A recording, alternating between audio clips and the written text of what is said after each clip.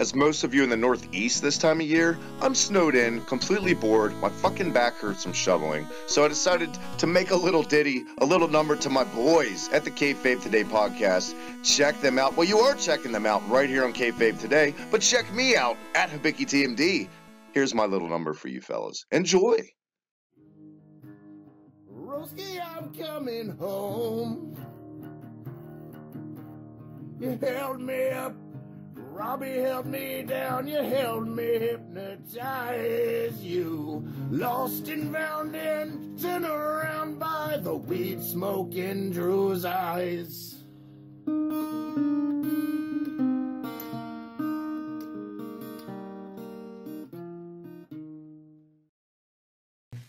What's a bellend, Robbie?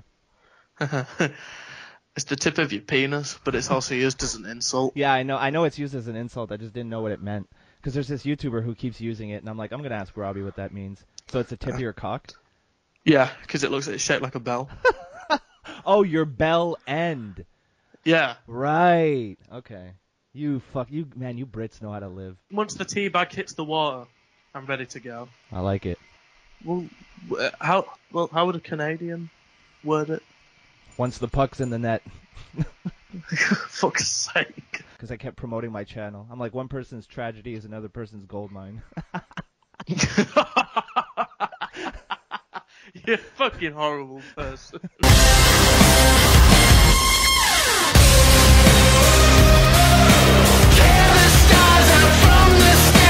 Oh, sweet baby Jesus, what a difference a day can make. Hello, everybody, and welcome once again to the Kayfabe Today podcast. I'm your host. My name is Eric, at MTL Broski on Twitter. We're one man down this week. We love you, Drew.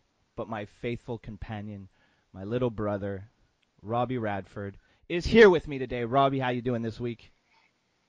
I'm good. I'm glad we're on the same page this week. Oh, hi-yo. We're starting off hot already, ladies and gentlemen. That's right. Now, full disclosure, earlier this week I canceled our normal regular time because I had a fucking really bad migraine, so I went to die in bed. But looking back, I'm actually really glad that happened because we wouldn't have been able to talk about all the great stuff that happened on Friday. Because we got two really, really great things happen to us. It was like Christmas on Friday for wrestling fans. First of all, we'll get right into it. We know that by now, if you haven't seen it, what can I tell you? You probably never will. But PAIGE'S sex tapes and a bunch of compromising pictures have been released. And then something much more PG.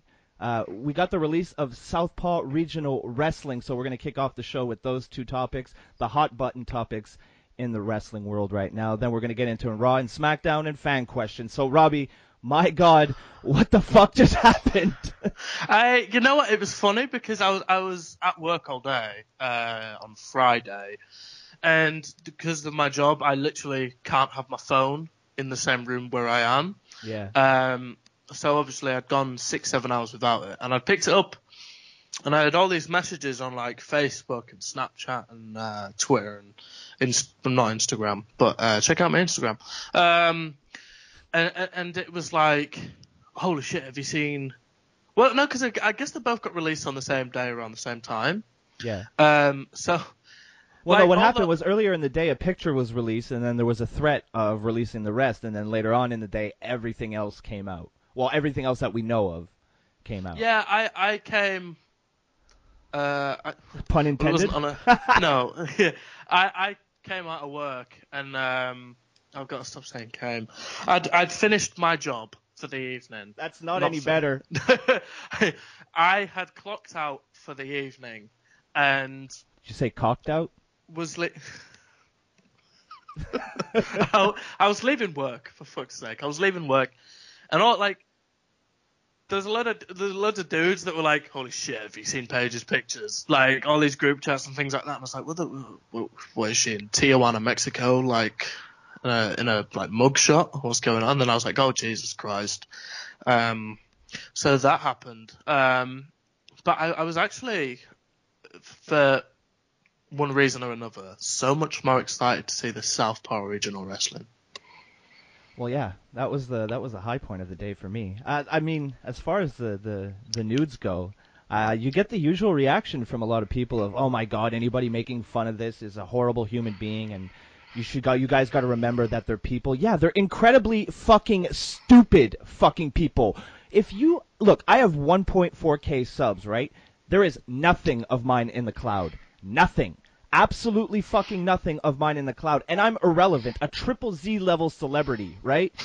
Fucking, if you're in the WWE or in Hollywood and you're dumb enough to upload things into a magical cloud that doesn't exist somewhere on the planet, what do you fucking expect? It's gonna happen. Have you not learnt your lesson? How many times has this happened before? So to the fucking white knights going out of your way to call other people like me who like to laugh at everything like a bad person, get over your fucking self, man. You have to realize that she's got to take some fucking responsibility in this whole thing as well. She's not some innocent victim. You got to think. You got to use your fucking brain. And a lot of these people don't use your brain. What do you fucking need pictures of you blowing someone up in the cloud for? So you what? So you're you're chilling at dinner with a friend and they're like, hey, do you have any pictures of you sucking dick? And she's like, as a matter of fact, just let me download them right now. We can look over it over our fucking chicken parm. What the fuck? What do you expect? No sympathy. Okay, so it's two things. I got upset there. You think? I do see both sides to it. It's not fun. Look, don't get me wrong. I do feel bad for the girl. She's kind of an idiot, so it's hard to feel bad for her. It sucks that her tits and all of the things that are out there, because there's a really, really awful facial picture. That's my favorite one. She's just fucking glazed like a donut. It's awful. Like the smeared up mascara and all that shit too. God, I wish this wasn't YouTube because I can't put any of this up on the screen. Streaming live from Pornhub this week, it's the Kayfabe Today podcast. Just look all right, okay. So my take on it is, I feel sorry for her, and it shouldn't happen. I agree.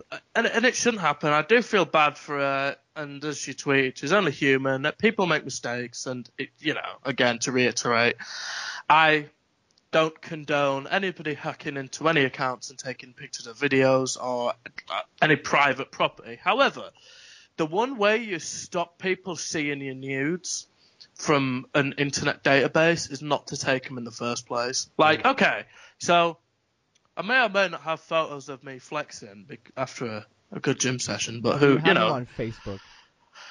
Fuck off. Yeah, but I mean, at least I look good in those. You do. You do. But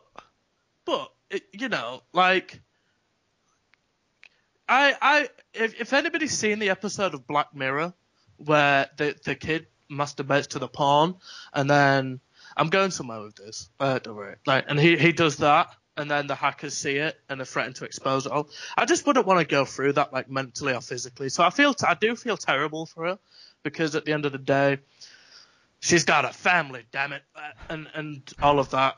But if you don't want any images to be released, just don't take them in the first. I mean, that's what I mean about the personal responsibility. She's got to fucking own that. We should be able to live in a place where we can take pictures and keep them, and they will belong to us and be private to us. But we don't. There are people out there that can... We do, though. There's so many different ways that if you really need those fucking pictures, okay, if you really desperately need them, there's a way to keep them to yourself. There really is. It's really not that hard. Ever hear of a USB key, maybe? Or, I don't know, maybe just like a digital camera with a fucking, with a card in it. How about that? I played Watch Dogs too much. I'm just under the assumption that everything I do, somebody's watching. So I'll be there in the fucking staff room at work dancing away. Well, the problem is everything's connected to the internet now. So they can, as soon as something's connected into the internet, then you're basically, that's a door that people can get through. So if you got sensitive material, all my dick pics are in a vault, locked away. Nobody knows where the vault is, and I only take them out in extreme situations, like if I really need it. What? For fuck's sake. I can just imagine, you've got your own Fort Knox, and you've got a key to, the front door. It's just like one. It's one like dick pics. and a roll. It's like dick pics and like a 3.5 of weed, just in case things get really bad. I still have that like final reserve. In case like the world turns into an apocalypse and you've got a dick pic to look at. Yeah, it's like this was Eric. Here lies Bobrovsky. But no, and one thing I also don't agree with is that a lot of wrestling news reviews outlets have used them for point and click beneficial gain. I've done that. Like, I'm the worst one. No, but like, as in, I'm gonna do it with this podcast. if you do it, but if you do it to plug your show and say, all right, we're talking about it, even if it's controversial or it's not, or it's straight talk, that's fine. But like, if you upload, if Drew, God bless his innocent soul, uploaded those to Kayfabe today and was like, here everybody, I've got the pictures, and then it was like a picture of, I don't know, a fucking Bible page, just did it for the clicks, like for the sake of it. Yeah, like clickbaiting. Yeah, yeah, credibility loses there. But I feel it's been covered enough. You know what? It has been covered enough because it's a big subject. Like, it's only happened in like 24 hours, but everybody has had their say on it. Yeah, literally like if you use the hashtag Paige on Twitter, your numbers go through the roof. I've been literally playing a game to see. I've just been tagging Paige in almost every tweet. Like, I make it relevant to Paige, but I sit here and I try to think of jokes just to see how high I can get my interactions, and it's a fucking joke. It's so funny. Like, everybody is talking about it. Yeah. And then everybody's making fan art and things of the such like that. Oh my god! Like people are making. Oh right, you mean like the memes? Yeah, the memes. Like I thought you meant people were fucking like drawing out, the redrawing. Scene. There's somebody out there right now. There's some fat dude in his mother's basement is like, I'm going to make the most artistic interpretation of this situation ever, and he's gonna send it to Paige. You know he is. Someone who would do that would send that fucking picture to Paige. Fucking people on the internet terrify me. But it's a good time, though. So I think one more thing I just want to mention about it, and it was actually, most of the questions we got this week have to do with Paige, so we might as well just bang those out right now. Really? Bang, whoops. Really? Little slip there. I've been spending too much time watching those Paige videos. Actually, my favorite comment that I got so far, like from people like on Twitter, was like, she looks better with her clothes on. I was like, damn. Jesus Sick Christ. burn. Sick burn. Oh, this dude. The first question. This kid subscribed to me because he wants me to roast him. Isn't that amazing? Like I'm impressed by that. He wants me to insult him. So here we go. His question is: so when will they quietly cancel that Paige movie / kick Xavier Woods out of the New Day? I don't think it'll happen. Yeah, I don't think either should happen. You fucking idiot! How come you come to this podcast and ask such a fucking peasant question? You think we have time? Look, Robbie is a very, very busy man, and I don't really got too much to do. But things that bother me in life, there is nothing that bothers me more than fucking peasant questions from some fucking loser on the internet. There you go. I hope I made your dreams come true. This kind of links into it, the second question. Oh, by the way, the other dude, you're my favorite subscriber. Thank you so much for your sub. Pandering like a faggot. Do you think Paige and company should be fired from WWE? Absolutely not. If Paige should be fired, it should be for not wrestling. Fucked up on drugs. Allegedly. Allegedly. All right, so Paige, you can't fire somebody for this. Considering how bad it was. Fuck. I mean, Vince McMahon has had how many fucking mistresses? You know what I mean? Like, so, it would be the only thing, and I'm going to say about this is, okay, she shouldn't be released for this, but you see the people tweeting, oh, imagine if Paige gets fired and Tom Phillips and Seth Rollins didn't. There is a very big difference between what Tom Phillips and Seth Rollins did in comparison. The thing is with Paige is that I guess in a way they could release it for a whole range of things. That's the thing with Paige. It's not just one incident now. It's a bunch of incidents, one after the other after the other. So, yes, she could be released because of this, but not because of this one situation, because of the series of events that led up to this. It would be the WWE and Paige have parted company by mutual consent kind of thing. Yeah. I don't. Never in a million years would you be fired for having your own personal property leaked and stolen. But I don't know. She wouldn't be fired for this. I'd be kind of annoyed if they did fire her for this. But I would if too. if they, I mean, I don't miss her. I never would. I never saw her much of a useful wrestler. I was never impressed by her. Hated her promo work. But they are going to let her go anywhere this year. I know that for a fact. So it's just it's just a case of it's kind of a PR nightmare on WWE's That's part. That's what I said. Like, but and one of my friends, Sean, and Josh were in this group chat, and they were saying they're kind of glad that it's not Alexa Bliss or it's not who's Nia top guy? Jax? Why No. Robert? Why No, she's just not my type. But like the same. Nice save. Thank God it's not Alexa Bliss or Dean Ambrose. Fucking hell, the internet would fucking shut down if it was Ambrose. Dude, But but if it was with Renee Young, I would take that bullet and I would watch that video. Hell yeah. like hell yeah. What do you call it? It's almost in a way. I think they're relieved it's not a top guy. Yeah, I mean she's been gone for quite some time, so. Yeah, I would if I was Vinnie Mac, I would be kind of relieved it wasn't a top guy or a top girl, because like, can you imagine if it was like, ew? But imagine if it's like Nakamura, like, oh no, Triple H would have his head in his hands, and I can just imagine Vince being like, these fucking indies, they don't know how to control their dick like that, and then he'd be gone, and then Triple H would be gone, and the political hit will have come to an end. I love this one. Steve on my Facebook. Dude, what the fuck is up with Brad Maddox? Did you see the first tweet that I posted, the first insensitive tweet of a series of many insensitive tweets that I posted was, Jesus Christ, even in the bedroom, Brad Maddox is a fucking jobber. He's sitting there with his fucking camera. He did say, what a weirdo. back in the days when they had the FCW stuff, he did go around telling people that he'd actually banged Paige, and that was a very, very long time ago. Yeah. So a lot of these videos have been here for a very, very long time. So, do you think conspiracy theory? Do you think Brad Maddox has something to do with it?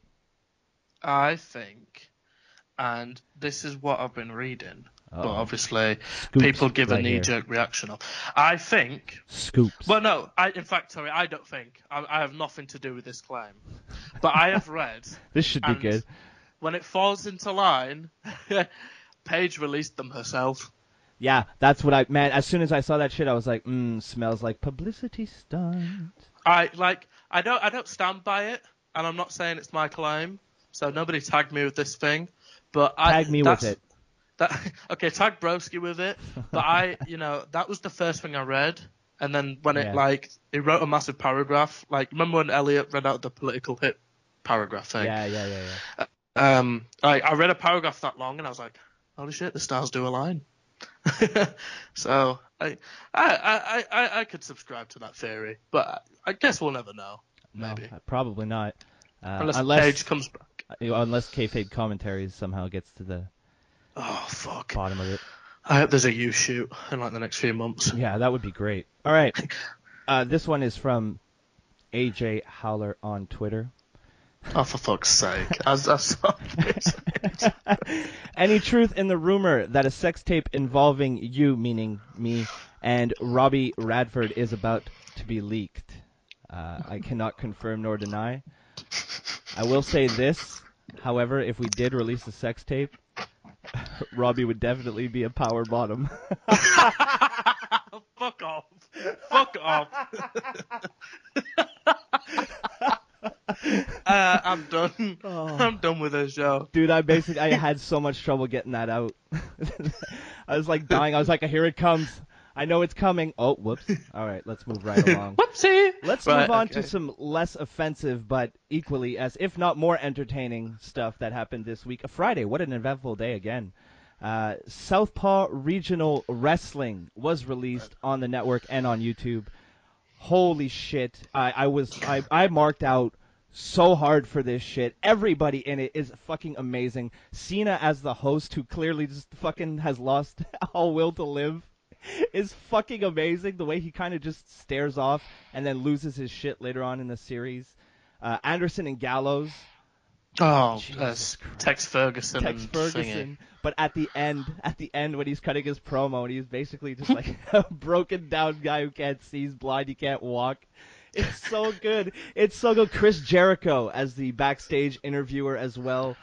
Oh, the Ric Flair ads in between the fucking segments. Oh, it's 4 episodes, and I wish it was 40 or 400 or 4,000. They need to make more.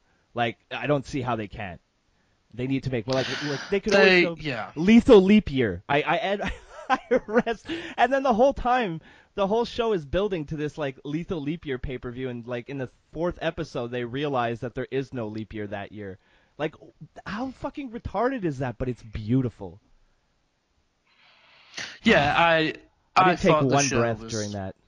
I thought the show was fantastic. I thought everything. Like, I saw it in one clean streak. Clean sweep, sorry. And I was like, this is absolutely fantastic. You know what's funny?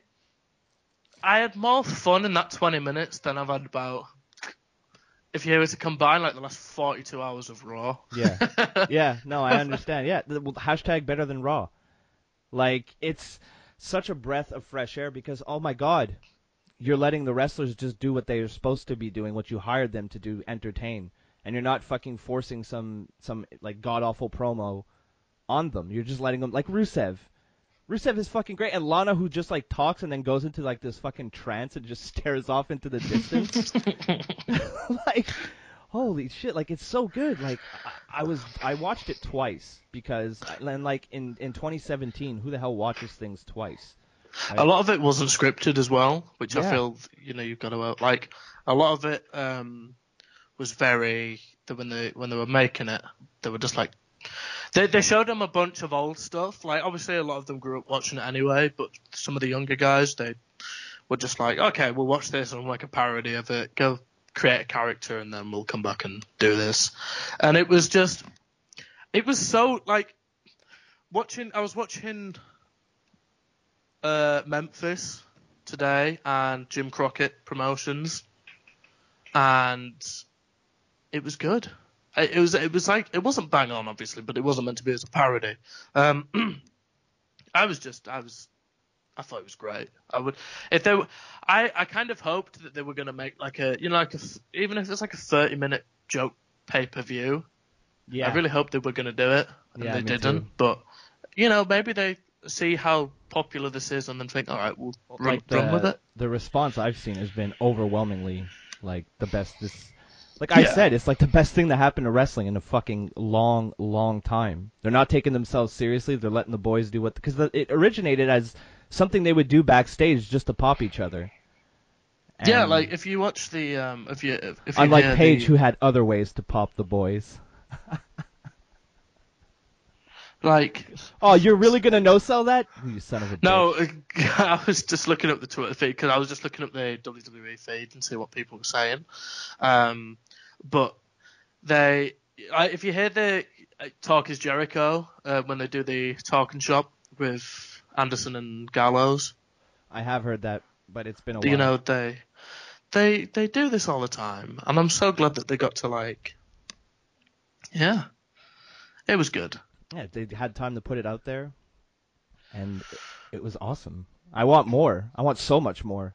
I just hope they don't oversaturate us with it. Yeah, because they can do that very easily. But they could do another series, but they could do it in another decade. Like they could parody the Attitude Era. Oh, easily. Fuck! You know how good that'd be. It'd be so good. It'd be so easy for them to do. Like, because most of the people involved. Well, maybe not. Yeah, actually, I would say most of the people involved in Southpaw probably grew up on the Attitude Era. So yeah, There, that's a I free grew one, up on WWE. You can have it. You can have that one. All right, so that covers... Oh, wait, go ahead. Just a quick add-in, sorry, just relating back to this page thing. So, Soraya Knight, her mum, Yeah, I saw that. said, people get hacked. Unfortunately, my daughter had pictures and videos shared from years ago. My husband and I support 100%. No fault of her own. Not true. That's a complete lie. Yeah. But... Yeah. And then someone's put Paige be like, and then it's just a fucking video of Matt Hardy going, delete. Yeah, I made that one too. And just, I'm glad that we get to have our say on that. I love this show. Thanks for listening, guys. What a fucking loser. Hey, if you don't want to pander to your own crowd, I'll do it. Yeah. Okay. Cool. Yeah. You're okay. Yeah. Since we got a 2-man crew here this week, you're heel. Your face. I'm a heel. So yeah, if you like this podcast, unsubscribe. Fucking hate you. So those were the two big stories from this week. We're gonna be right back after a little message from our friends. This is Marking Out. Hello, it's Brandon. And Dave. And we do a weekly pro wrestling podcast called Marking Out. And you can check us out on iTunes, Stitcher Radio, Google Play, and markingout.com. You guys are awesome. As always. If you're not tuned in to the Shining Wizards, listen to what some of our fans have to say about the show. You guys suck. You suck, you suck, you suck. You suck, you suck, you suck. You guys suck. Tune in live every Tuesday night, 7 p.m. East, rantemradio.com. It's the Shining Wizards, where it's wrestling talk and talk about wrestling. If you're not tuned in to the Shining Wizards, listen to what some of our fans have to say about the show. Yeah, the Shining Wizards, they're the best. I listen to them every Wednesday night. Tuesday night? Oh, I don't give a fuck. I don't listen to them anyway. Tune in live every Tuesday night, 7 p.m. East, rantemradio.com. It's the Shining Wizards, where it's wrestling talk and talk about wrestling. And we're back. And unfortunately, we have to get into Monday Night Raw, and to a lesser extent, SmackDown Live. I didn't watch Raw live this week for the most part. Felt good. Felt good. You know what? So yeah, what Robbie? Tell me. I was just gonna say, like, because I don't really have much faith in Raw anymore for the time being until about after Mania. There's very brief pockets of brilliance. Yeah, but like it doesn't justify staying up till 4 a.m. No. Unless I've got the day off on Monday. Stay up late with the boys. Have a little chat about the graps. It's a way to live life. I just don't have time. So yeah, I like this new format. Sorry, I like this new format we've been doing of just going through the matches and then talking about the stuff that stick out. It's a lot less reading for me, so I like it. All right, so we kicked off the night with Sasha Banks, who defeated Dana Brooke in 1:13. So that was stellar. Tony Nese and fuck's sake. What a fucking train wreck the women's division. I know, right? Oh fuck.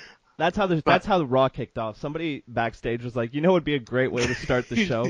Let's have Sasha Banks go over Dana Brooke, who made her return like 2 weeks ago in a fucking 1:13. Let's make sure the fans know that Dana Brooke is fucking worthless right off the bat, so they don't get confused. Yeah. Fuck. All right. So then Tony Nese and the Brian Kendrick defeated T.J. Perkins and Akira Tozawa. This match was decent. They actually got, more than 5 minutes. Have it the win over here at 8:58. So they got more time than they normally do. So that was all right. We had. Eric, my parents have come home from the football. For fuck's sake. And they won. I shouldn't have said anything. Well, they won 2-0. Congratulations. Ollie Joey. I'm going to mute my mic.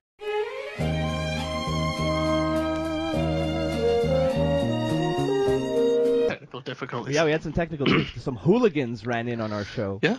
Up next, we had Chris Jericho and Sami Zayn, who defeated Kevin Owens and Samoa Joe, and they gave this what could have been a really good match. This could have been a great pay-per-view match. But they gave it 3 minutes and 47 seconds.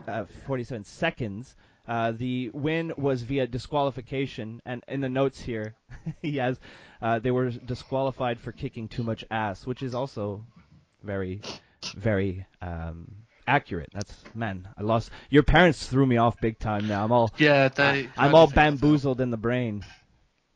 So's Paige.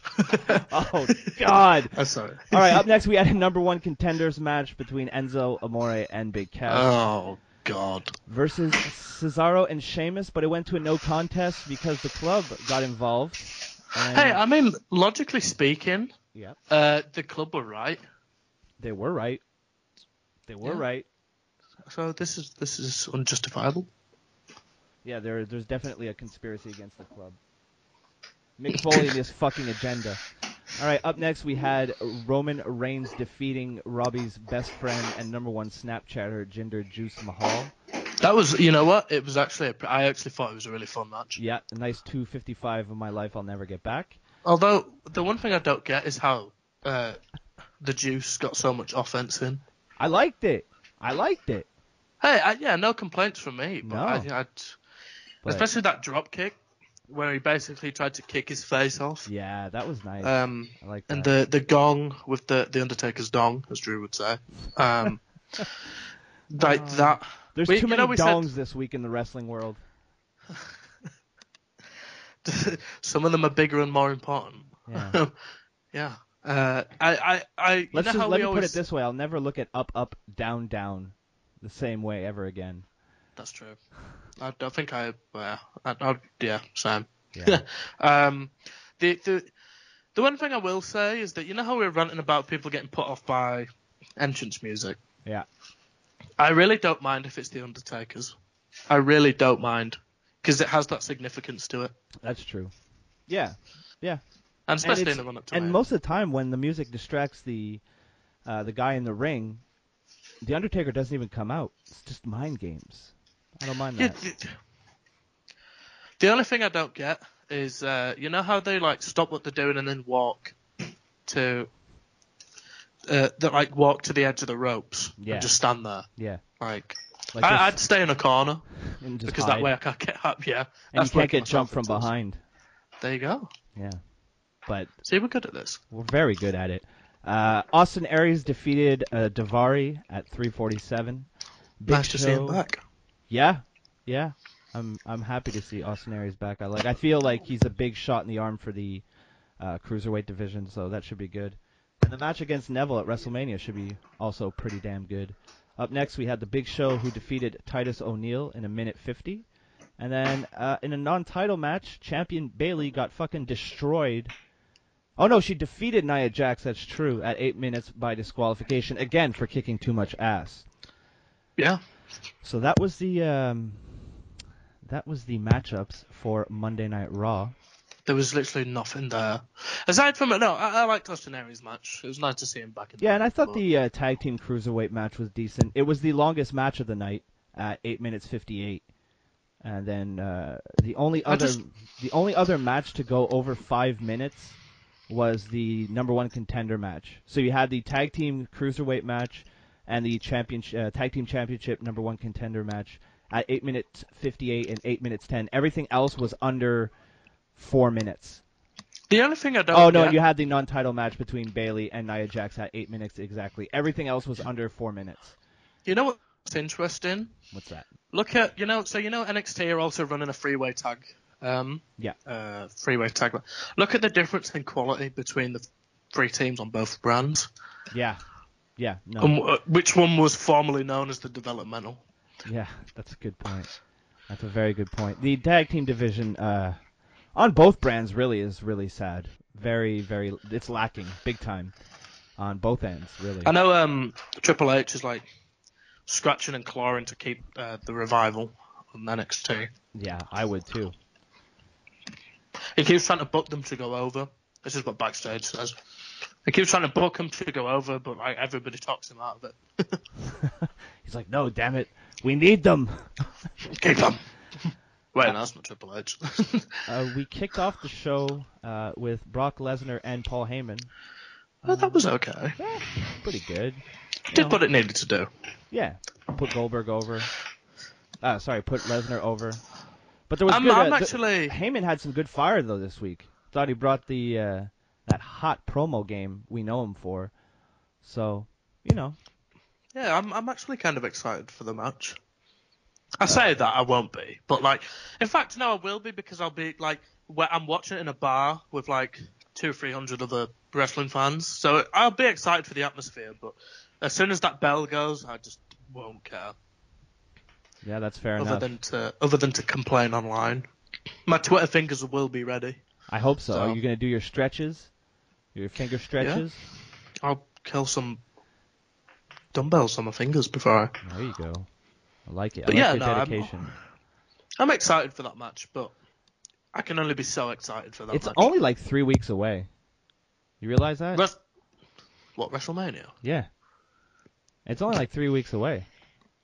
Okay, I'm not. They're not doing a good job of it this year. No, they're really not. Not at all. 3 weeks away. What, fucking 7-14? 21 days away. So I don't think we have too much to say about pretty much every match here. The build to Kevin Owens and Chris Jericho at WrestleMania. It's been good. Yeah, it's been fine. It's been the most consistent storyline for quite some time on Raw. And I think it's going to lead to a pretty good match at WrestleMania. I've seen a lot of people online saying that it'll probably be match of the night. Not 100% convinced on that just because of Chris Jericho getting up there in age. He's much more appreciated for his promos than he is for his matches, at least on my end.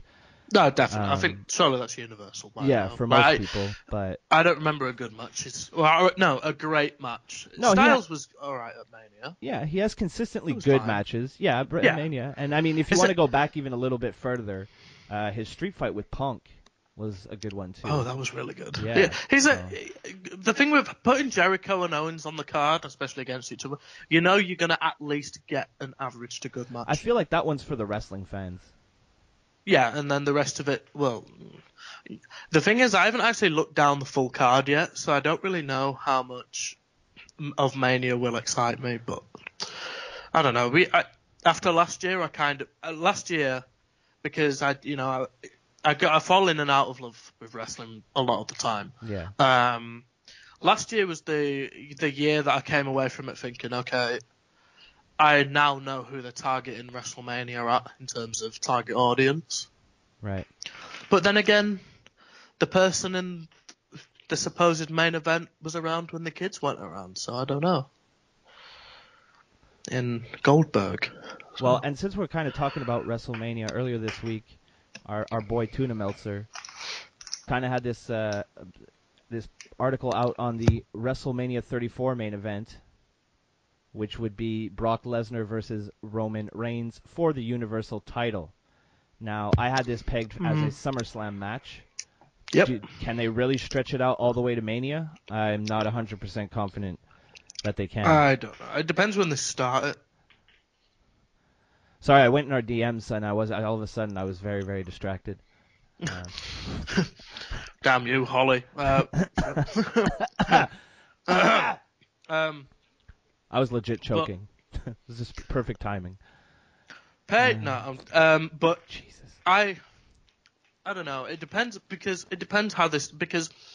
Goldberg's going to have his rematch. Okay, this is in theorem if Lesnar wins at Mania, right? Mm-hmm. If it was New Japan, they could have easily done this, but obviously, oh god, that's such a geeky comment to make. I'm so sorry. Well, if it was New Japan, they could have done it. Mark. Instead of the Undertaker's gong, it's Mark. Mark. You got all these fucking kids at computers looking around like, oh shit. All you hear is like furiously typing. Mark. Fucking 100 tweets per second.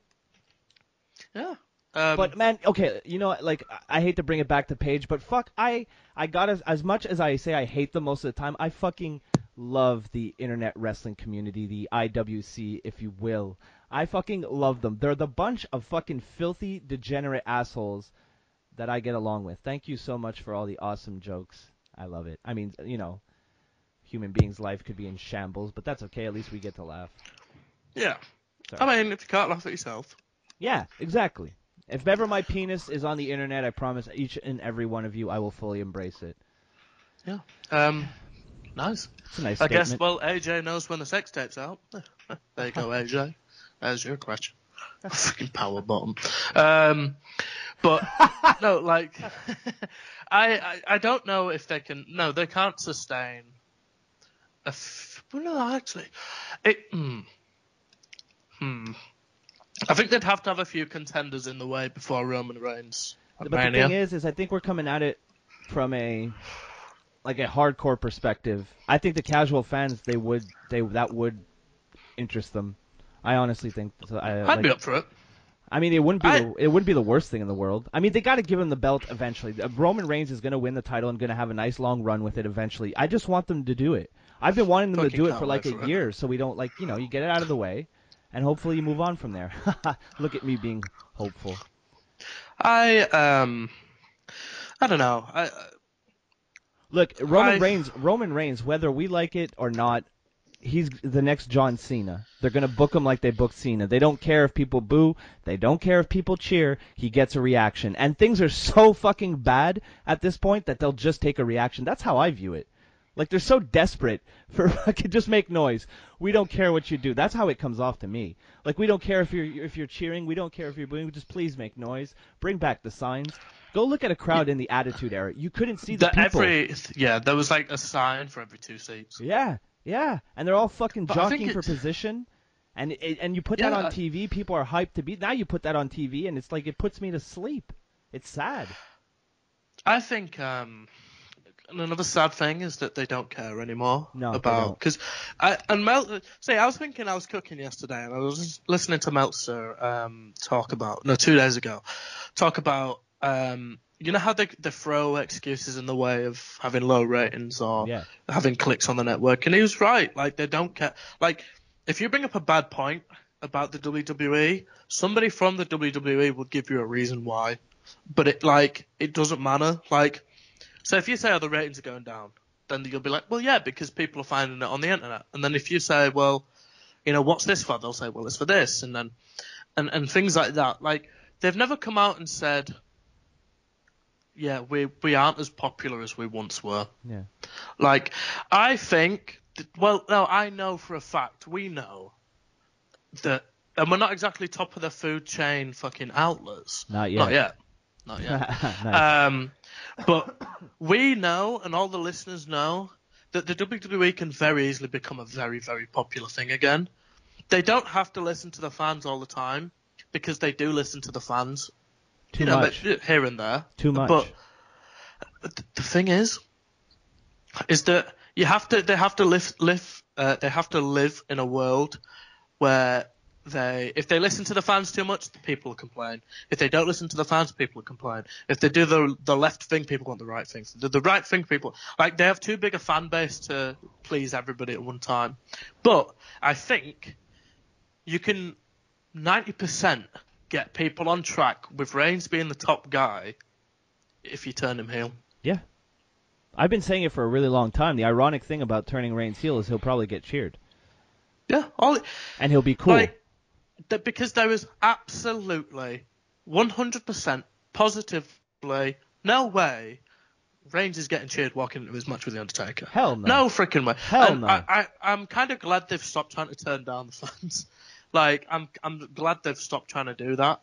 So, everything's pointing towards his heel turn, especially his segment with HBK. Yeah. Everything's pointing to this heel turn. Did you see that picture? It's you see HBK in the ring looking off to the Reigns. super kick. Yeah, and he's like, that was one hell of a super kick.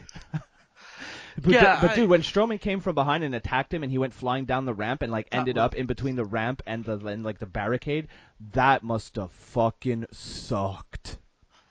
Yeah, because have you seen the slow-mo? Because that's whiplash. That's nothing other than whiplash. If you know what I mean. Like, there is no acting around that. There is no. He was hauling ass down that ramp after Strowman hit him. He was soaring and flying. Yeah, like, exactly. That really threw me off guard as well. But those two go head to head on Monday, so I'm really looking forward to that. Yeah, I actually like Roman versus Braun. But Roman's going over. Yeah. No, actually, I don't know, because Drew made a good point in that last week. He said it's hard to kind of, in the build-up to Mania, it's hard to have everybody look strong heading into. Somebody has to lose. But that's why you don't put them against each other. I guess if you've got one guy going up against the Undertaker and you've got one guy in the Andre the Giant, you can kind of prioritize your. Holy shit! I just thought of something. Hit me.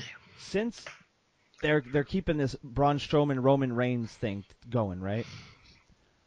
What if Braun interferes in the Undertaker, attacks the Undertaker, so Braun takes the heat, and they still try to push Roman as a face, like the face that just took an opportunity, but he won, but he's not happy about it. And then you have Reigns come out the next night, cut off a really like, I won, but I didn't want to win this way, and he challenges the Undertaker to another match. So you're milking another match out of the Undertaker on the Raw right after Mania. But I could legitimately see them going this way. You have Braun Strowman interfere in the match, so that way he's the one that takes the heat for the loss and not Roman Reigns. I don't like it. It just hit me here looking at the notes for some reason. I just saw Braun versus Roman, and I'm like, fuck, he could easily interfere in that Undertaker match at Mania. Because what is Strowman doing at Mania? What, are they going to put him in the fucking Andre the Giant Memorial Battle Royal? Yeah, that's what he's doing. Yeah, great, awesome. So sweet, that's a way to fucking keep his moment. Well, he's going to win it then. If he's in it, he's going to win it. That rhyme, unintentional. Like, you'd hope so. Yeah, I guess so. With WWE, it's very... who won it last year? Corbin, yeah. He had a decent year, I guess. Not at first, but it picked up towards the end, and now it's kind of cooled off. I haven't seen him... Well, he's going after Ambrose for the IC strap at Mania. That's bullshit, but I'll get to why I hate that feud. All right. But it's nothing to do with that. We'll just get to the last segment on Raw, because I feel like this was actually pretty good, and I was actually pretty shocked. I was like, holy shit. Yeah. A Stephanie McMahon, Mick Foley segment that I'm actually genuinely enjoying. It was good. All night, Stephanie was... all night, Foley was walking around the building looking disheveled, looking like he was making a very difficult decision, which he was, because at the top of the show, Stephanie McMahon said that he had to fire someone to kind of what was her reasoning again, to have a little backbone to make the hard decisions when he has to be a better general manager. Yeah, he wanted someone to fire someone so he can prove his worth as manager, and that the roster's a bit lighter and more people get more opportunities. All right, fair enough. So he was struggling with that pretty much all night, and it finally came to a head in this segment where he ended up firing in the most predictable move in a long time. He ended up firing Stephanie McMahon. That was funny. That was really funny. This triggered Triple H coming out saying that he couldn't do that, and just like he did like a decade ago, he completely emasculated Foley. He told him that if he wanted, but I really liked the fact that he brought up Noel and Dewey. Triple H was a fucking. I was like, yeah. He was a savage in this promo. I loved it. I love it. They're doing more of the real behind the scenes stuff, and it's cool. I like it. Yeah, they did well with the segment. I saw somebody come out. I saw Foley come out. I was like, oh god. Yeah, and we're gonna. And then I ended that the segment. I was like, oh. Yeah. But then after Triple H was done emasculating him, Foley kind of went off to the corner because, Trips told him to leave and go backstage if he wanted to keep his job, and then Foley just kind of went off to the corner, and he pulled out Mr. Sacco, and he got it on Triple H. He held it on for quite some time, and then Stephanie low-blowed him. And at that point, it looked like Foley was going to get destroyed, but then all of a sudden, out of nowhere, Seth Rollins' music hits. He makes his way very slowly to the ring. He's got one crutch to help him walk, but he does a crutch drop and shows off that he doesn't need the crutch to walk anymore, and then it leads to him facing Triple H in the ring. He kind of gets the upper hand for a little bit, but then Triple H turns it around, and goddamn, this was hard to watch. How did you feel about this? He kind of really focused in on the knee, and several shots with the crutch, and put him into a submission hold. I just wish they didn't. I just wish they didn't have him limp down all the way to the ring. Like it really took the. I feel that made sense because the reason why is because they wanted that kind of dramatic. Oh, I don't need this crutch anymore. It makes sense because everybody's saying that he's going to miss WrestleMania, and he comes back on that crutch, and everybody's like, "See, he's going to miss WrestleMania," and then he lifts it up and drops it, and they're like, "Oh shit, is he actually going to miss WrestleMania?" So there's that doubt there. I mean, it was fine. I was okay. I was okay with it. I'm not saying, oh, ruin the segment. But I think it was a friend of the show at Rant with Ant said that. Hey, I hate Ant. I love Ant. I do too. I was on his show once, ranting about Seth Rollins. Ironically enough. Yeah. What was I saying? Oh yeah, he put out a tweet something like that was like the best segment that Rollins had been involved with since like his babyface turn, which I completely agree with. Something to that effect. That wasn't a direct quote. Yeah, but this is probably one of the better things he's been involved with. Yeah. And Triple H was awesome in this segment as well. Stephanie was good. She did the things she needed to do, and even Foley. I always feel it's really weird when Foley is cutting a really passionate promo and he rips out his teeth. Oh god, it really puts me off. It's so uncomfortable. It's like watching a crazy person overreact to something. Yeah, I'm only in transit because my parents are so fucking loud. Did they have a few alcoholic beverages at the football match? No, they decided to put a load of plastic bags away and put the kettle on, so I'm changing rooms.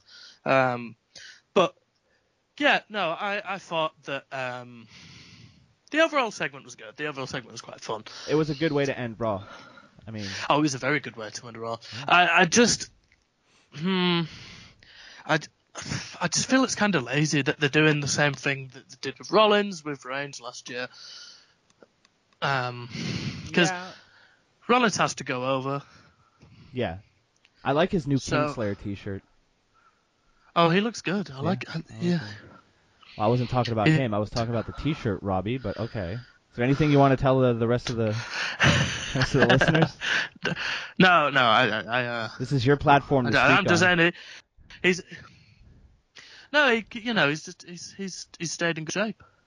Well, all right. So it's fair enough. I'm looking forward to Mania with the world. That match might be the best match of the night. But there's a couple things now to look forward to at WrestleMania, so it's not completely awful. But on that note, we're gonna head right into SmackDown. Robbie, me and you were gonna tackle SmackDown. It was a decent show again this week. Nothing super special, but it was decent. We're gonna run through the matches real quick here. She Who Shall Not Be Named defeated Natalya at 8 minutes and 50 seconds via submission. Who could that be? Becky Lynch. You know what? I'm taking a week off from ranting on Becky Lynch. I got into too many arguments on Twitter this week. I'm exhausted, so Becky Lynch gets a pass. Non-title match here. Mickie James. Fuck off, Robbie. Mickie James defeated champion Alexa Bliss at 8 minutes and 45 seconds.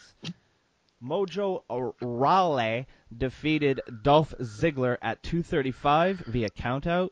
And then the main event in a non-title match, the Usos defeated the champions American Alpha. Real good match, I thought. Yeah, I really enjoyed that. But we kicked off the show with AJ Styles, and he's not too pleased. Makes his way to the ring to kick off the show. Making his way to the ring. Sorry. Basically, Styles is pissed off. Why is he pissed off? Because he feels like he's had to jump through all kinds of hoops, and he had his WrestleMania quote-unquote main event taken away from him. He makes completely valid points. Yeah, this was a really good promo again from Styles. For some reason, I'm still surprised when he. So good. Yeah, but everything he said was completely justifiable. Like, it wasn't just like a jealous ex kind of promo, or just a jealous promo. Yeah, or like a delusional heel. Yeah, everything he said was bang on. Yeah, he's had to jump through hoops, and he never got his straight-up rematch. He's been put in all kind of gimmick matches, all kind of multiple men in the ring at the same time, and he's never been pinned. So technically, on his rematch, he was never pinned. It was John Cena who ate the pin. So technically, he should be the number one contender. Now, yeah, so he should. Then we moved on to Natalya and Becky Lynch. It was an okay match. Don't have too much to say about it, except for the fact that post-match, Carmella attacked both women, and stood tall above them hoes. This is pissing me off because you know where this is going. Yeah, it's going to be all the women are going to be involved in a match for the title. Yeah, they're all just taking turns to look strong each week, and I don't know how I feel like. Well, have you heard the rumor that the backstage officials aren't happy with Alexa Bliss? I'm gonna call BS on that. Yeah, like, I don't see how that could be the case. I'm with you on it. I'm pretty sure Road Dogg shut it down. Oh, did he? But I'm sure he did. I'm 100% sure he did. Yeah. But you know, even if he didn't, I'm still gonna call BS on it because she's really good. Yeah, I post out, like, man or woman, she is the most improved NXT call-up in the shortest amount of time ever. Yeah. Like, she came to the main roster, and I'll admit it, like, I gave her zero chance. I was like, why? This chick was a manager. Like, why? The only thing I ever gave her from the get-go was the best bitch face in the business. So I've always really liked her because I've seen some potential for a character there, a good heel character. And then when she came to the main roster, I was being really negative. Didn't think it would be too much, wouldn't lead up to much. And very quickly, very, very quickly, that's what's most impressive to me. She proved me wrong. She proved a lot of people wrong because she's probably, with Charlotte, the best heel. And let's put her I'd even put her with The Miz. Like Miz, Charlotte, and Alexa Bliss, like top 3 heels in WWE. The thing is with Charlotte is that she legitimately pisses people off. Yeah, that's even good. But like, whereas Alexa Bliss, you still get a lot of people cheering for her. That takes nothing away from her being a heel. But oh no, dude! Do you not remember a couple weeks ago when the crowd was on fire the entire time she was talking? When she was in the ring with Naomi. The Naomi segment. Yeah. You don't see that shit too often anymore, man. And she pulled that shit off easy. I feel that Miz is on an untouchable level. Yeah, I agree. But the way their story's going is that the Miz is getting to the point where people hate him so much. It's like, I kind of like him, even though I hate him so much. Okay, right. But right. Charlotte's about to hit that stage where people just can't fucking stand her. But one thing I didn't get, I can't remember if it was this week or the week before. You know when Dana Brooke turned on Charlotte? Yeah. There's no video of that just yet. No, but Jesus. When obviously those two parted ways, like, I didn't get it because I don't understand why you'd want somebody completely irrelevant or, well out of the championship match at Mania for now to drop your top heel like that so quick. If you know what I mean, like I would have had it the other way around. It's because she wants she's gonna end up in the Mania match. She is. Her and Nia Jax are both gonna end up in that match. It's gonna be like a 5-way dance. And like it's funny you say It's gonna be the entire women's division for both divisions in 2 matches. Hell of a women's revolution there, pal. Yeah, it's fucking awesome. But I heard that they swapped out Nia Jax for Dana Brooke in the women's fatal 4-way. Bad decision. Because Nia Jax isn't improving. She doesn't need to. She just has to kick people in the fucking skull. That's all she really needs to do. All right, so next a segment that I think Robbie will agree was the best one of the night. It was time for Miz TV once again. And right off the bat, before we get into it, I don't understand. If you're not a fan of this, and one thing, this was great. I got a tweet from this random dude, and he was like, "Oh, I don't like this match. I don't like the possibility of an engagement after the match." I'm like, "Oh, did you also hate Macho and Miss Elizabeth?" Yeah. Because that was such a horrible moment in time, right? Listen, if John Cena, after they win the match, right, which I hope doesn't happen, I'm pulling for Miz and Maurice 110%. But let's say they do win the match, and there is a proposal, right? I'm not going to lie, it's going to be a nice moment. Because of the whole narrative. And you know what? It's the smartest booking WWE has done almost ever. Because this whole narrative of John Cena won't marry Nikki Bella has been like since the dawn of Total Divas. And it's been a one long, slow build, and it could culminate in that WrestleMania moment where they get engaged in the ring. It would be the smartest piece of booking, and they fucking completely just stumbled into it. I would love it. Mania is all about moments. Yeah. You know, and and what a headline. John Cena proposes to Nikki Bella after a WrestleMania match. You know people are going to pick that shit up. Yeah, how many people are going to click on that? So many people are going to pick that up, man. It makes sense. Business-wise, it makes sense. And you know what? The promos that we're getting, thank you. Thank you for this match. Since day one, I've been pretty behind this match because I know everybody involved is amazing. Miz and Cena going back and forth on the mic. The ladies calling each other bitches. What more do you want? That's amazing. That's some fucking Attitude Era shit right there, and then the internet's still not happy. The IWC, who I know I praised them earlier, but jerks themselves off to the Attitude Era, gets an Attitude Era segment, and they're still not happy. So, you know, wrestling fans are awesome like that. But this was a great segment, basically just to build that. You know, Daniel Bryan made the match official at the end of the back and forth. If you haven't seen it, I suggest you should go and watch it. We're not going to recap the entire thing because it basically boils down to, you know, Miz and Maurice are not jealous, but, you know, they're pointing out very, you know, sounded pretty solid facts to me on how, you know, if you're John Cena or you're involved with John Cena, you're pretty much untouchable and you get whatever you want. And if you're not him, you have to really work hard. And even then, sometimes you don't get your opportunity. Cena and Bella obviously don't agree. They challenge him to a match at WrestleMania, and that's when Daniel Bryan comes out, cuts a promo about wanting to punch The Miz in the face, which I kind of enjoyed. Oh, that was fun. Which makes me really want to punch you in the face. I thought that was pretty good. And then he made the match official. So at WrestleMania, you're going to get John Cena and 5-star Nikki versus The Miz and Maurice, the jewel of Quebec. I'm really up for it. I'm so down. It's probably the match, but besides Owens and Jericho, I'm looking forward to this match the most. Even though I don't see Miz and Maurice going over, I'm still really looking forward to the match. So, yeah. Stop complaining on the internet if you don't, you know, if you don't know what you want, you shouldn't be allowed to complain. Because I complain, but when I get something like this that I really truly enjoy, I'll give them props all day long. I'm fair. I'm an asshole, but I'm a fair asshole. My only concern yeah, is the difference in ability between The Miz and Cena and Maurice. I can almost see that people are going to be really disinterested when it's Maurice and Nikki Bella in the ring. Right, yeah. And then when, obviously, if Cena gets the hot tag and The Miz goes in, then they might be a little more excited. But I don't know.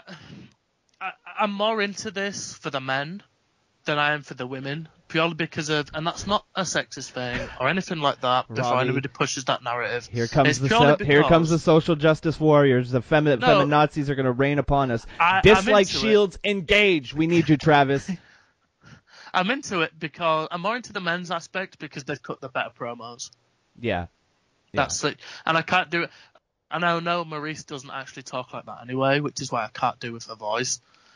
Like the what is it, the Quebec voice? Yeah, the Quebec English accent. And they talk like this, and it sounds like you took a couple too many chair shots to the head a la Mick Foley, and you talk like you have brain damage. I love you, Quebec. Please don't get offended. I've heard, I've got it on good authority that Mick's a listener of the show. Huh? We got a couple of French Canadians that listen. Yeah. So I that offended any of you? Unsubscribe. I don't care. I don't want you. Well, dude, like, hey, I might go to Canada when I finish working. You can stay with me, Robbie. I would let you stay with me. Oh, you know how fucking hilarious that would be. Dude, do you know how much you would clean up here? You just put on a muscle shirt. I bring you to the fucking the fucking clubs. Bunch of girls. muscle shirt. Yeah, dude, Montreal, okay, Montreal is a wonderful place to live. It's really great. There's always something to do, but I will own this criticism, and if anybody shoots it at me, I own it because I really can't say anything. It's the douchebag capital of North America. Toronto might be slightly worse, but Montreal, you get the fucking French douchebags who are like from Laval, which is the island kind of next to Montreal. We're not connected to them because they're fucking a whole new low level. Like one time, this girl on my Twitter posted that like, oh, this guy that I was supposed to go to a Habs game with, he kind of just canceled last minute. Now I have no one to go with. And I replied to her and I was like, this guy's from Laval, isn't he? And sure enough, he was from Laval. So see, you can smell them. They're fucking douchebags. So there's a lot of that. But you know what? You're not a douchebag, but you could easily, look like one with a muscle shirt and your gigantic arms. We could oil them up a bit before we go into the club. Oh, fuck, you would clean up. I mean, the girls are really hot, but they're really dumb. So, that's a good time. And then you could bring them back to my place, and I'd be like, are you done with her, Robbie? Send her my way. Oh, Jesus Christ. Yeah. And then you could hold the camera. You could be my Brad Maddox.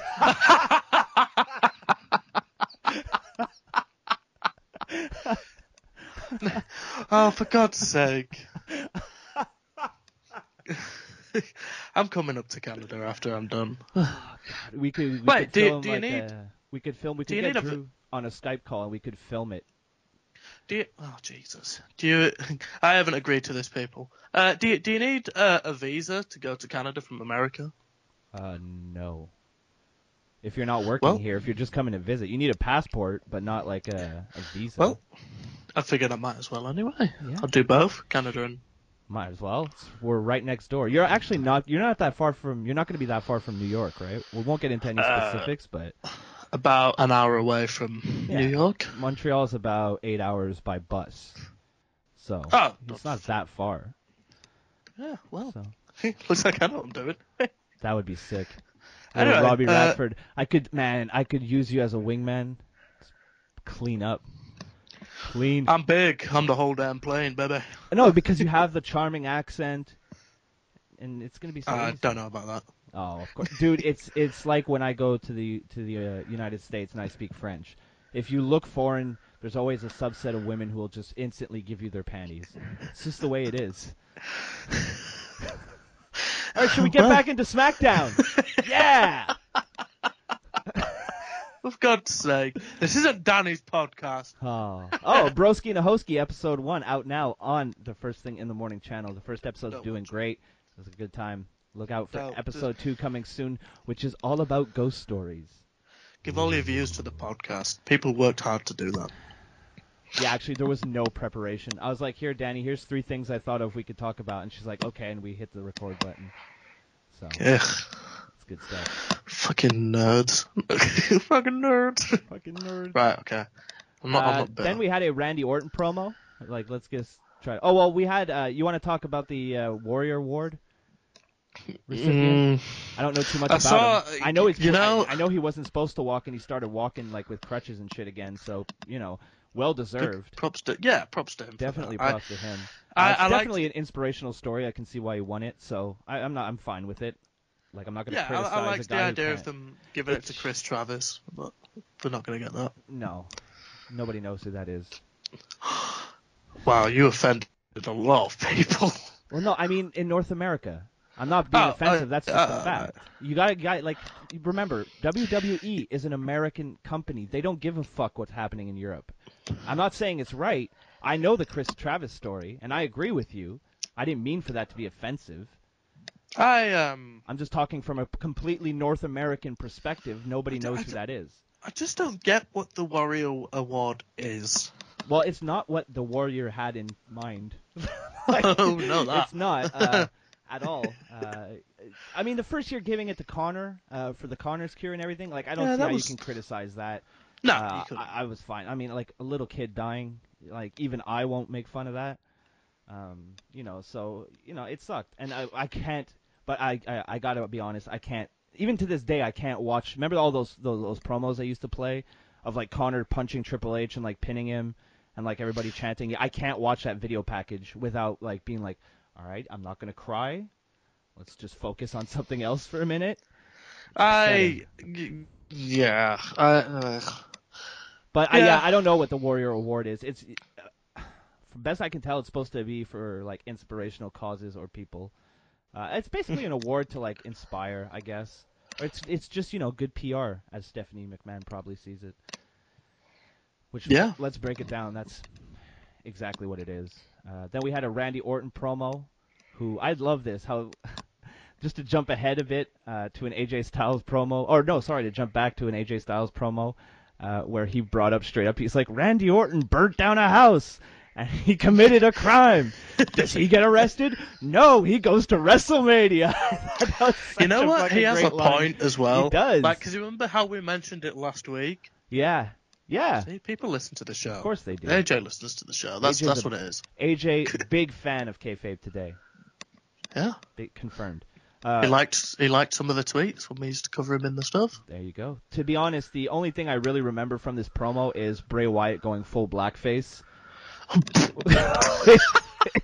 Which was really fucking awkward. Like, he took Sister Abigail's quote-unquote ashes and then started rubbing them all over his body. Yeah, it got a bit weird. It got a bit Apocalypse Now. Like, when he rubbed it on his arms, I was like, all right, that's fine. But then when he rubbed it on his face, I guess there was, like, too much sweat and baby oil, and it all stuck to his face. I'm like, that's... Like, you just had his big, bulgy white eyes, and then everything else around it was dark, and you're just like, this is really uncomfortable. I wish they were playing The Doors' This is the End. Do-do-do. Oh my god! I'm gonna have to try to find that clip and splice it in.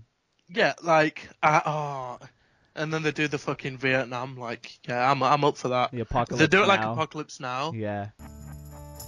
This is the end, beautiful friend. Have them fucking sacrifice a cow just before the match. I'm up for it. But. I've enjoyed this feud greatly. Oh yeah, it's I've enjoyed it too. I just felt that the rubbing ashes all over himself. It's a bit morbid. No, it's not even that. It was really just the blackface. Just like, this is really What I uncomfortable. don't get is that they moved the body of Sister Abigail, so I don't get who that was. I mean, they moved it in kayfabe, I should say. Yeah, I don't know. It's I mean, like rubbing ashes on yourself. He kind of stole Punk's gimmick. Punk did that a few years ago with Paul Bearer's ashes. So I've seen it before, so I wasn't shocked. It was really just.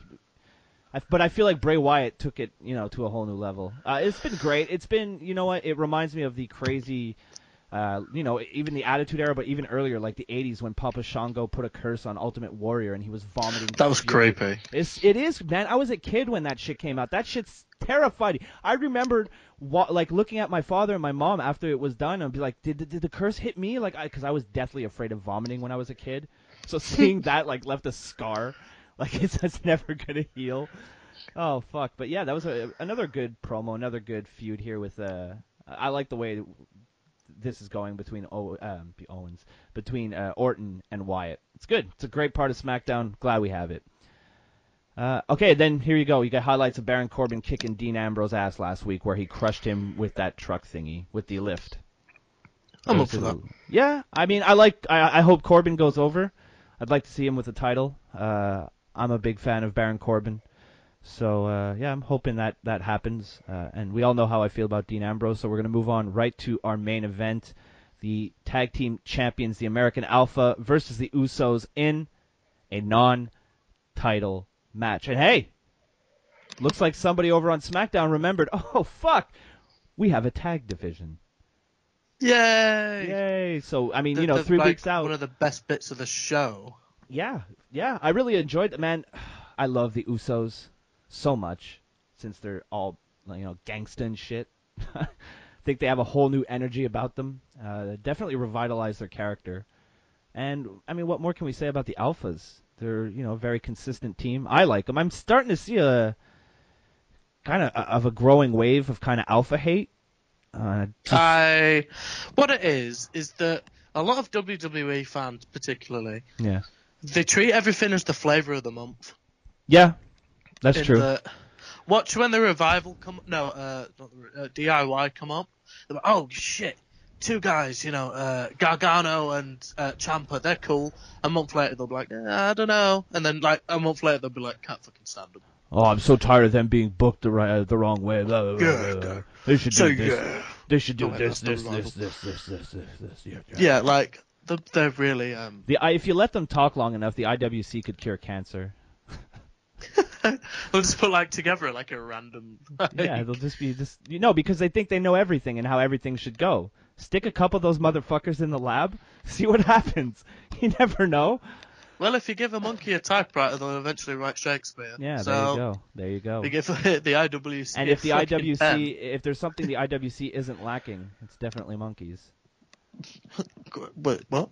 Yeah. Oh man, I can't believe we skipped over this, but AJ Styles beat the shit out of Shane McMahon, setting up their. Oh, he proper wrestling. hard made him bleed as well. Yeah, and send him again. And I loved. This is my favorite thing about wrestling. There just happened to be a camera in back of that car to get that sweet second angle of Shane's head going through the window. That's just one of the things. It was Brad Maddox left his camera. Oh, part 3. Fuck. He's like, Shane, I'm gonna need that back. There's some stuff on there I need to get out. So he had to fucking smash through it to get it. But this was really cool. I really like this segment that led up to Daniel Bryan firing AJ Styles, and not only firing, but they placed him in the alumni section on WWE.com. Yes, they did. I put that in the group chat with you and Drew the other day. I was like, Kayfabe's alive, boys! And then I mentioned that they put Styles in the alumni section, so I thought that was pretty fucking cool. At least they're like, But then right after Daniel Bryan fired him, Shane McMahon came out at the end of the show to challenge Styles to a WrestleMania match. What do you think, Robbie? Are you looking forward to this?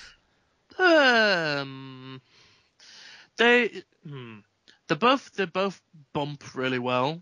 They both bump really well. They both have a huge passion for wrestling and for the wrestling business. I don't see why it couldn't be a good match. AJ Styles it could has just had be. Would you agree that it's probably, in terms of having a really great match with anybody, maybe it's AJ Styles' biggest challenge up to date, to have a really great match with Shane McMahon? Yeah, you could be a really smart and go, well, he had to wrestle Ambrose. Well, no, we used to joke about that, but it is because obviously Shane. I mean, you know what? He played his part impeccably well in that Survivor Series match. Yeah. But there's one thing between featuring in a 5-on-5 and a 1-on-1, and then a 1-on-1 at WrestleMania against the best wrestler on the roster. Yeah, but I think if somebody can have a good match with Shane McMahon, actually I know if someone can have a good match with Shane McMahon, it's AJ Styles. Yeah, so I think they'll pull out something good. Maybe there'll be a stipulation in there, treat it as a grudge match. Shane is just the kind of guy that, you know what, no matter what he does, he feels like one of the boys. So I always like Shane. That's how they saw him backstage. Yeah. And that they were always kind of scared of Vince, whereas Shane was the cool guy you could hang out with. Actually, our good friend Pete Gass noted this. He did. He noticed that Shane would hang out backstage, go in the, be one of the boys, drink beer, hang out, go out partying, and then next day he'd be lecturing them on the biz. I'd like to kick it with Shane O'Mac. Hell yeah. Yeah. Out of all of the McMahons, Shane would probably be my second one I'd want to kick it with. But yeah, you got to pick Vince. Oh God, if you had a day, imagine having a day out with Vince. Just not even a day out. Just like he doesn't even have to acknowledge that I'm there. Just let me follow you for a day, or no, not a day out. Let me follow you for a week, just to see what a week in that man's life is like. Yeah, because I don't sleep. So I think me and Vince could gel. I think we could kick it. I think I could get into that will. Fuck's sake. Give me some of that sweet library, Papa Vince. But can you believe you said that? Of course I can. I know who I am. Shane, AJ. Well, I tell you what, Shane AJ will guaranteeably be a lot better than Brock Lesnar Goldberg. So it's not going to be the worst match on the card. No, I have no complaints. I agree with you on that one wholeheartedly. I don't even think it'll be. Holy shit. I think it's going to be a pretty good match. Holy shit. What's that? It's not even going to be the worst match of the card by a long way. No. There's a lot that could be a lot worse than that. Yeah.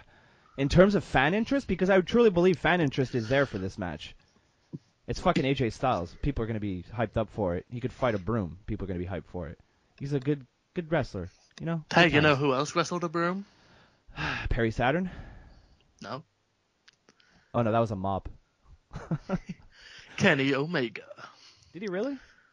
Okay. Yeah. Okay, Robbie. It's time to make a little announcement. Okay. I've been waiting for this. Are you ready? See, you know. Somebody give me a timestamp. Are you Hold ready? on. Okay. In the recording, we're Yep. at 1:39, but we chatted for a good 15, 20 minutes before. So a minute, maybe an hour and 10. You can fast forward it right there, you fucking Mark. All right, so anybody who's listened to this podcast or follows me on Twitter, mostly on Twitter because I like to lose my mind on there. I'm not a big Kenny Omega fan. Never really enjoyed any of his matches, but Robbie found two, and I have to say they were excellent matches. There was one match, Kenny Omega versus the Asian Samoa Joe. What's his name again? I remember Ishii. Tomohiro Ishii. There you go. Yeah. That Ishii, okay. Like Oren from fucking Kill Bill. There you go. That was a good match, really hard hitting, and fucking Kenny Omega's high knees to the fucking dome are beautiful. Absolutely beautiful. Now, I wasn't a big fan of that super convoluted corner spot. Oh yeah. That went on for far too long, and it looked really, really like, okay, boys, we know what you're trying to do. It's not going to work. Like, it looked fake. For lack of a better term, it looked really fucking fake. But the rest of the match, I have no problem, no issue with. I really liked it. And the second match was Naito versus Omega. And this is the match that did it, Robbie. This is the match that made me go like, I don't hate Kenny Omega. I'm still not a huge fan, but I don't hate him, and I can respect him. They spent the first 10 minutes of the match spitting on each other. But that's not all. Like, Naito's spit on Omega, and it was like a fine mist, right? It was like very, very, for a lack of a less offensive term, very faggoty of a spit. Now Omega put some effort behind it. These big, thick, white fucking Horker loogies right onto the chest, and he's like, and you know the type of spit that when you spit you can still see it very clearly where it landed. It was beautiful. I loved it. So okay, my hat's off, Kenny Omega. Not as bad as I once said. So are you happy now? Yeah. Fuck the Young Bucks. Thin-skinned little oh, cunts. I knew this was good. Hey, I just want them to know that I'm gonna say hi to them or not because I'm meeting them in a couple of weeks. So I'm meet and greet. Can you tell them to kill themselves for me? I'm gonna tell them. Go ahead. They already blocked me. What are they gonna do? I'm already come to your house. Oh, good. I bet I could beat them. 1, 2, 3 on the middle of my kitchen floor. I didn't want to end the show on such a downer. Let's make more Paige jokes. Okay, hopefully it'll be too sweet. Robbie? So yeah, I think Jesus Christ. I think we pretty much went around the action for this week in the WWE. It's been a very and I also I watched NXT for the first time. Yeah, how was live? That? Let's go through NXT. It was real actually, quick. it was actually okay. Yeah. The women's division's still a fucking mess. The tag division's not so much of a mess. What's the main event program? It's okay. This week was Cassius Ohno versus Bobby Roode in a good match. It was. Can I ask you something? Yeah. What the fuck was Chris Hero wearing? So normally he just wears the trunks. Okay, but obviously they're trying to conceal that he's overweight, and obviously it makes it look makes it even worse. Yeah, it makes it look worse. He looks like a superhero who lost his powers and now just like sits around drinking all day. like he's got the gut of like Mr. Incredible. Yeah. Like just take off when you try to hide something like that, more times you're just putting like a giant bullseye on it. Yeah, like he is. I do consider. Well, last year I considered him the best in the world, and I think I also consider him the greatest indie worker of all time. And I'm glad that 99% of people have started to look at ability and not. We've all moved on from the body guy thing. There's a couple of. I'm always a big fan of a body guy. Brian Cage. Ryback. Ryback's fucking hilarious. Yeah. Ryback's one of my favourite wrestlers ever. I love Ryback. But what is it? It was an awful move. Whoever fucking said, yeah, wear a vest. No, don't do that anymore. Yeah, don't, for the love of God. Don't wear a vest. Because I've talked shit about Chris Hero, but it's mostly just to troll Elliot. I actually do like the guy. But that, it was definitely not flattering. Whoever told him. I think someone forgot about, highlight the qualities and hide the shortcomings. Yeah. I bet it was Carano, because Carano likes to do that kind of stuff. That guy looks like a bitch. Apparently he's, it depends who you ask. Well, when you see him on Total Divas, he always looks like a dick. He looks like a yes man. Oh, he's one of the yes men. So I think we covered this week's action pretty well, Robbie. Where can we find you on the internet? You can find me at Robbie Radford on Twitter. You can find me there. That's it. Oh, Robbie. Oh, I guess I've got a couple of things to plug. I'm gonna just clear my throat up a bit because. Where can I find it? Hold on. In my Google Drive. Here it is. Hold on. I don't have it up because I was sat here I was lying on bed. And then this kid wants to criticize others for not coming to podcasts prepared. Yeah, but I have good content. I bring good content. Fuck. Hey, her content on my channel is amazing. Shut up. At least you bring something to the table. Okay. God damn it. Woo. I want to shout out two things. If well, you want to do go it already. Stand by the whoa, can you imagine? It's done now. I'm going to do the second ad. Go ahead. Do your first one. Do your first one. It's the best part of the show. Okay. Do it for the fans. I've got a nice announcement to add onto it as well. Good. If you want to go to a show, stand by the ring, wrestle in the ring, look at the ring, go shopping for a ring, couple in the rings, hit the gym, lunge around, lie down, strong style clothing has you covered for every activity or situation. Remember, folks, if you're going to take one thing or more than one thing away from today's podcast, if it ain't strong style, it ain't worthwhile. And also, they have released more wrestling gear. They have some kick pads I've seen that are out this week. So they look nice. I might get a pair of them for myself. There you go. Yeah, Strong Style doing really well. I want to say, hi, Strong Style, how you doing? Second, I said I was going to do it. And I also like to make a fool out of myself online. I don't know anything about that. Yeah, because when I was making a fool out of myself, you had me blocked.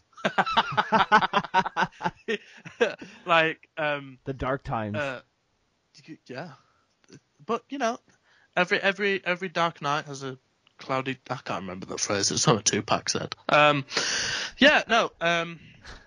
said I was going to do it because she's actually had a couple migraines lately. You poor child. So to cheer up, I want to give a shout out and a hey, how you doing to Holly. Not going to give a second name away because when you get the weird stands on the when you get them weird fans that try to look up who it is. Don't do that. Yeah, don't do that. We get enough of that. Yeah. All the fan mail we go through. Oh God, I'm buried under it over here. Yeah, Heisenberg is now making a litter tray out of it. Oh, she certainly is. That's where most of the letters would go. Yeah, because it's normally most people are like, "Hey, can I come on the show now?" Yeah. Don't even. We'll just after the show. 3 times this week. Hey, can I come? I've never talked to you before, but hey, can I come on your show? No. Let me save. Don't tweet me. You can't come on the show. If you want to be on the show, be like people like Kenton, or be like people like Ant. Be like people I want to have on the show. Don't be some fucking weirdo coming out of nowhere being like, oh, he's got fucking 1,000 more subs than I do. Let's collab, bro. And then you ask these people what the fuck they want to do. I don't know. I just want to collaborate. Meaning, here, do all the work, shout me out in your video, and fucking give me your subs. Eat me, you cunts. Work at it. Let's develop a relationship, and then you'll come on. Or be like Jay, drop some sweet, sweet cash on my Patreon, and I'll have you on whenever you want to be. There you go. Got to earn it, either by being a dope-ass person or by paying for it. So I want to give a shout-out to... Sorry, Holly, I ruined your shout-out. So I want to give a shout out to Holly. She's been ill lately. Said I was going to do it. And as someone who's had fucking 4 migraines in 5 days, I feel your pain. I hope you feel better. But I got some sweet drugs for it now. Oh God. Yeah. Advil. No, it's not Advil. It's so much stronger than Advil. I need it. It's awesome. So yeah. So she had a performance today, and they won despite her not feeling well. So well done. What kind of performance? Nothing like Paige. Hi-yo! Too bad. I'd watch that video. Oh, for fuck's sake. Oh wait, I wouldn't. No, I wouldn't. No, I wouldn't. I wouldn't watch that video. No, you wouldn't. No, I wouldn't watch that video. Never mind. Fuck me, Robbie. Let's end the... Finish your shout out. Okay. Just want to say, hey, how you doing? Said I was going to do it. Love better. you. Yeah, I hope you feel better soon. Yeah. So, Stan, stay away. She's mine. Oh, God. I'm so proud of you, Robbie. Are you done now? Yeah, I'm done. All right. You can find me on Twitter at MTLBroski. I did started a new show with a lovely young lady who was a guest on this podcast, but you'll never hear it. It was a really good, strong first show. I got a lot of cool comments from people who enjoyed it. So thank you for listening. Thank you for Fucking Travis commented twice. Yeah. Travis is a big, big fan of a broski and a hoski. That's the name of it. It's an incredibly accurate title. Yeah, it's really easy to get questions for your podcast when there's a girl who is very open with her sexuality on Twitter. So that was fun. And she keeps putting her boobs on Twitter, which just makes more drama. So she's going to make me a very rich man. So shout out to Danny. Thank you for starting the show and making me rich. You can check out my tattoo vlog, which is still inching its way to 15,000 views. That's a good time. And, yeah, that's pretty much it. Oh, I mean, you can pick up a t-shirt if you want. That'd be dope. That goes right into helping the show. ProWrestlingTees.com/FTITM. So, for Robbie, I'm Eric, and this is... What? Oh, you interrupted me? Just to say hey? I was just saying hi. Let's try that again. So, for Robbie, I'm Eric, and this was the Kayfabe Today podcast. Were you fucking fapping to Paige just then? No. Oh, wait, that was me. Hi-yo! See you next week.